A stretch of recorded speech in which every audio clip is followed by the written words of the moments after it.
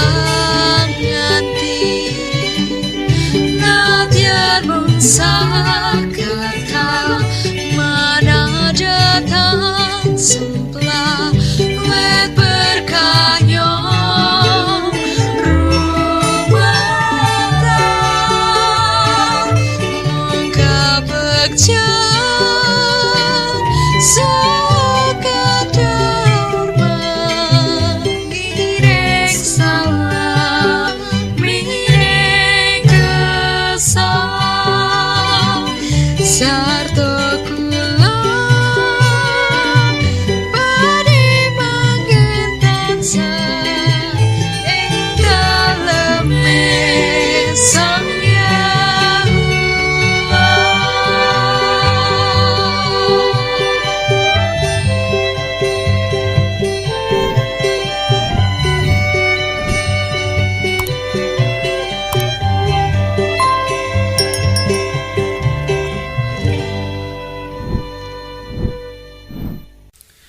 Para sedherek ingkang dipun tresnani dening Gusti, pamaos ing kitab suci wekdal menika injih saking kitab Yesaya 3 ayat kang 11 dumugi ing kang 18. Awit mangkene pangandikane Pangeran Allah kang Maha Suci Gusti Allah Israel.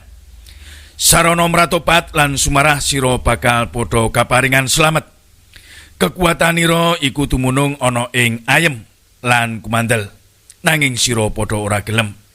Sira padha ngucap, ora, aku arep padha nunggang jaran kang tak playokake rikat. Mulane sira bakal padha lumayu lan sirna.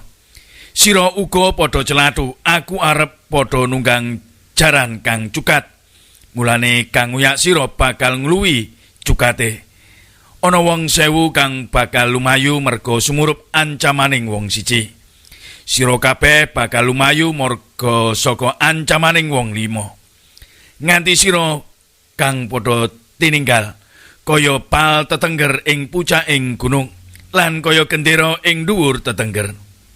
Awit saka iku Pangeran Yewah ngantos-antos marang wektune anggone bakal ngetinggalake katresnane marang kowe kabeh.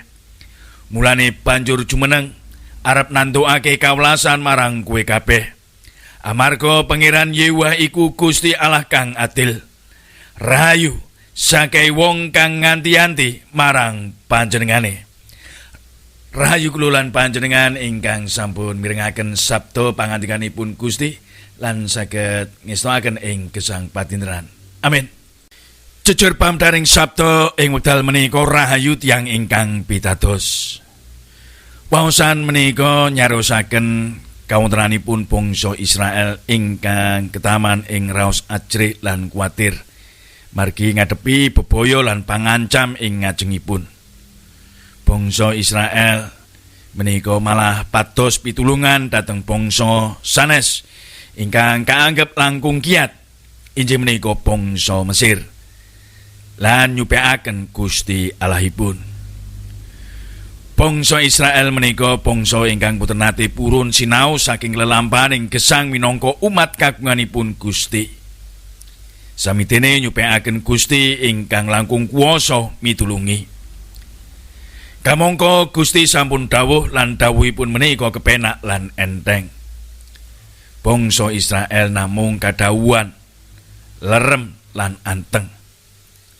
Ayem lan sumarah.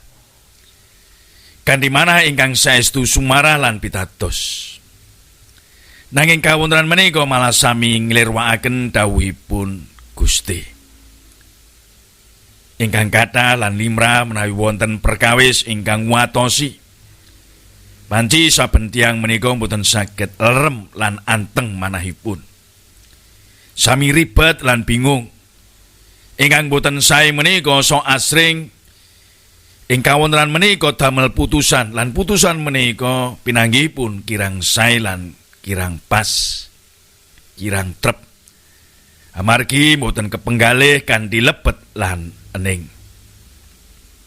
Para sedherek ingkang dipun tresnani dening Gusti, kados dene blumbang ingkang toyanipun anteng, mesti badhe ketingal isinipun.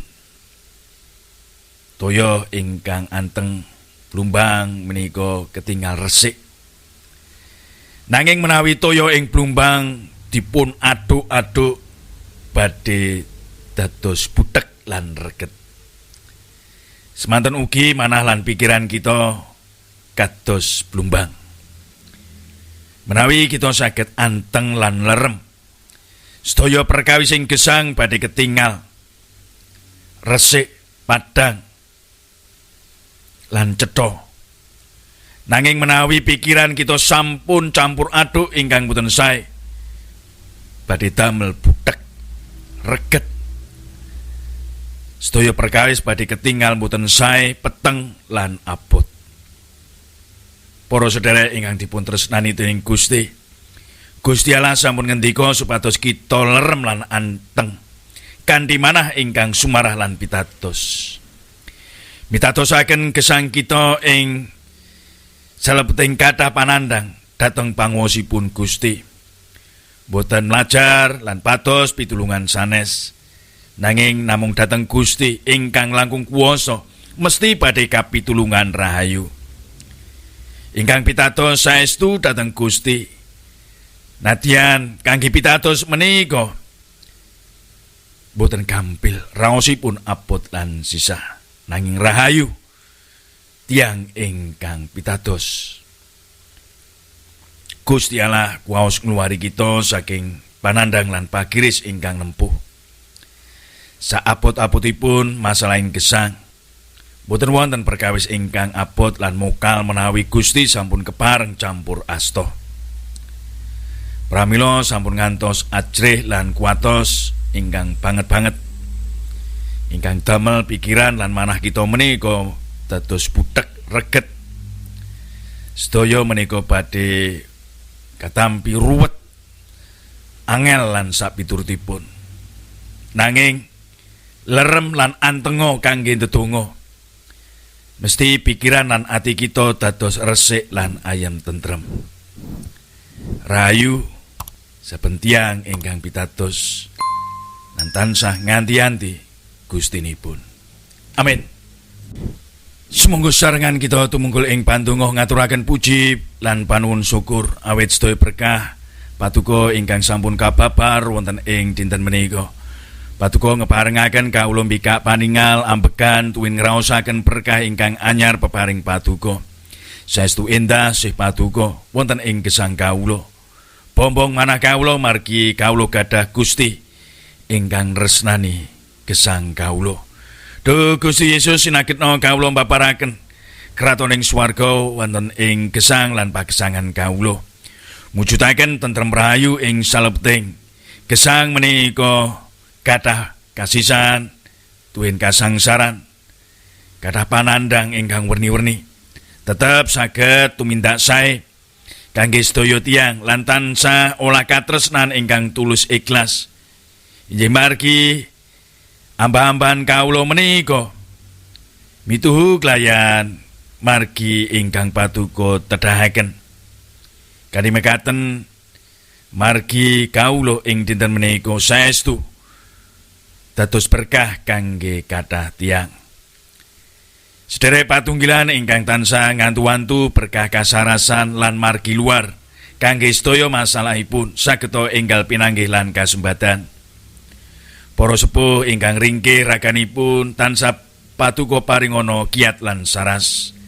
Sedaya sedherek kawula ing dinten menika pinanggena klayan manah ingkang bingah lan semangat nglangkungi sedaya bot repoting gesang. Anak putu lan sedherek ingkang kawula kasihi, tansah wonten ing pangayoman sih patuko murid sedaya ingkang dados idam-idamanipun menika saged kadumugen. Kabetahan saha kaperluaning gesang kawula kanthi wetah kawula pasrahaken lan kawula pitatosaken dumateng patuko ingkang kuwasa. Dosa lan panrak kawula saestu kawula ketuni nyuwun patuko apunteni. Wonten ing asma patuko dalem Gusti kawula Yesus Kristus juru wilujeng kawula, kawula sampun ndedonga. Amin. Sugeng ngayi cicipan ing dinten menika.